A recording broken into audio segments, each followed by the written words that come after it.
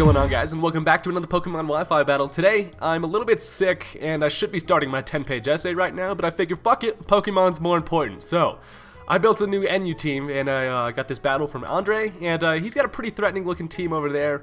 I just realized that Titty Milk Miltank is still in NU, and I don't know why the fuck I haven't been capitalizing on that, but let's go ahead and get this started. So he leads off with this big fat dude, as I'm going to go ahead and lead off with Knuckles. Knuckles is kind of my go-to lead when I don't really know what to lead with, and in this scenario it actually kind of worked out. So these first couple plays are actually pretty hilarious. You'll see here, he goes for the fake out. Knuckles doesn't really give a fuck about that, and look at that, full health after the leftovers, so I don't really care. And I noticed that he doesn't get his own poison boost. Normally I battle against Harayamas who are going to be poisoned on purpose, so that way they can get boosted facades just like that in the guts boost. But I kind of figured he was going to be thick fat for some reason, as I went for the poison, as on the same turn that I went for the toxic, he actually hit me with a facade. So I was like, wait, why do you have facade if you don't even poison yourself? I don't know, do you just bank on other people poisoning you to get that? I don't know. So I kind of fucked up there, as my only switch into this guy was actually my Lantern Yellow Balls, as he gets hit with a close combat, and that is a dickload of damage. Who just beats up a fish like that, man? Come on.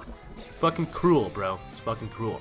So this little sumo wrestler guy over here is gonna try to go for the bullet punch, thinking he's gonna finish me off with that priority, and then I realize, hold on, Yellow Balls does not give a shit about no steel type moves, so I'm able to get a Scald off on this thing, and I figured since he had a defense drop, or special defense drop, he was gonna be it's gonna be doing a little bit more than that, but as you see, it didn't really do shit, and my Lantern here is gonna be saved for later. I figured since I saw on his team he had an Electrode, I wanted to try to keep Lantern around, just because maybe I could get a Volt Absorb. I don't know.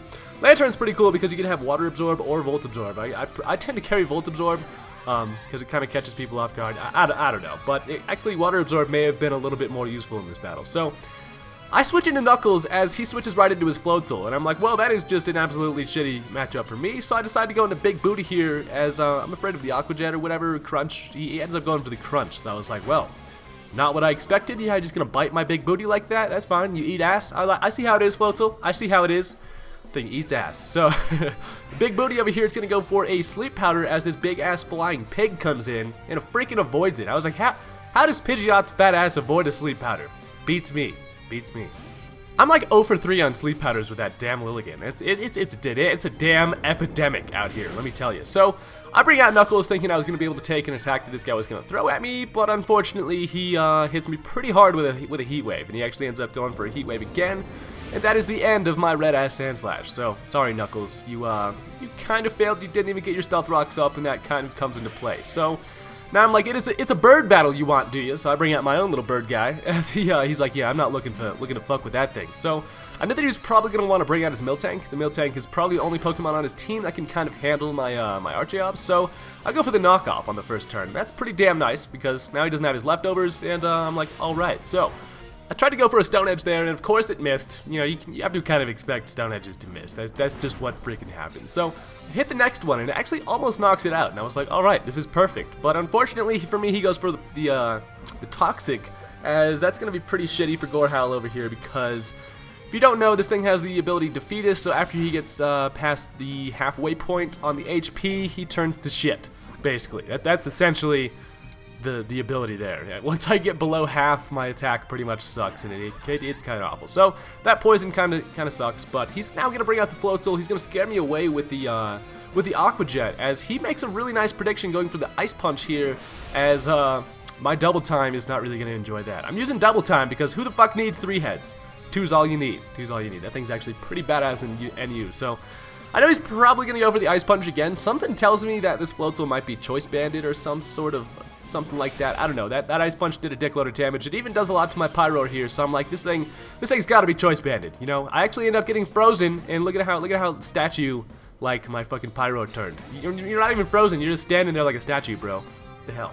So I actually thaw out on the first turn because I go for the Overheat, and I'm like, all right, that's what I'm talking about, Pyro. You can't be freezing a Fire type out here. That's just illogical. So the Overheat is definitely going to kill that fat-ass dude with some purple-ass hands, and that is the end of the Hariyama, which is nice, because now I don't have to worry about the priority that thing carries, and that's perfect. So here he brings out Mucus, and if there's anybody that knows how scary a Muck can be, it's your boy right here, because I fucking always just destroy face with these big piles of cum here. So he goes for the Curse, and I'm like, oh great, it's a Curse Muck.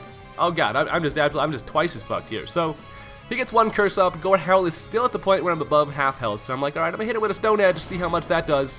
Turns out to get a critical hit, break through the defense, and that right there is a dead pile of slime. So I got really lucky there. I didn't have to worry about fucking with the muck too much throughout this battle. So I get below half health, and that opens up my citrus berry, and Gore Howl's gonna enjoy that for a couple turns. So I'm above half for the time being at least. So now he's gonna bring out the damn Floatzel again, and this Floatzel is a fucking problem. Let me tell you. I predict the Aqua Jet as now I'm gonna go to Big Booty here. And this Aqua Jet does reasonable damage to the point where I was like, maybe I can live another one if he gets like minimum damage. I don't know, man. But I end up just dying. So, you know, actually watching that again, it kind of makes more sense as to why I died. At the time, I was kind of like, fuck, I totally thought I was going to live that, but I'm just stupid. So, now I'm going to bring out my double time as I kind of test to see if this thing is locked into Aqua Jet or not. It turns out he is locked into Aqua Jet, so that's pretty cool. And I kind of was just outraged, so I was like, you know what, I'm going to go for an outrage. I'm fucking pissed off. My my double time hasn't done a damn thing yet, so I end up getting a outrage kill on an Electrode. So I was like, that's what I'm talking about, Zweilius. Zweilius, this thing's weird as hell. But at least I got a kill from him, you know what I mean? He's pretty damn bulky with an Eviolite. In a couple more battles, you guys will see that this thing is fucking awesome. But the Pidgeot ends up killing me with a U-turn, so that kind of sucks. And now he brings back out the freaking Floatzel, as I'm going to bring out Yellow Balls. He has to go for the Crunch because he's afraid of the fact that I have Water Absorb, so he has to Crunch me. And that's pretty nice because he locks himself into Crunch there, so now I'm able to bring out Gore Howl. I know he can't Aqua Jet me right now, so my plan was pretty successful there. He is choice, because if he wasn't, he would have Aqua Jetted there, and would have been no fun. So I'm going to go ahead and go for the Acrobatics as it lands on this Pidgeot, and that is absolutely overkill with a critical hit on that bird, and we all see who the better bird is today. My big-ass fucking dinosaur-looking dude. So I'm still above half, which is pretty nice. I still have one more attack left in me, but then I realized, wait, he can descend it back in his freaking Floatzel. He actually outspeeds me with a Waterfall, and I was like, hold up. Floatzels are fast as fuck? Hold on, what?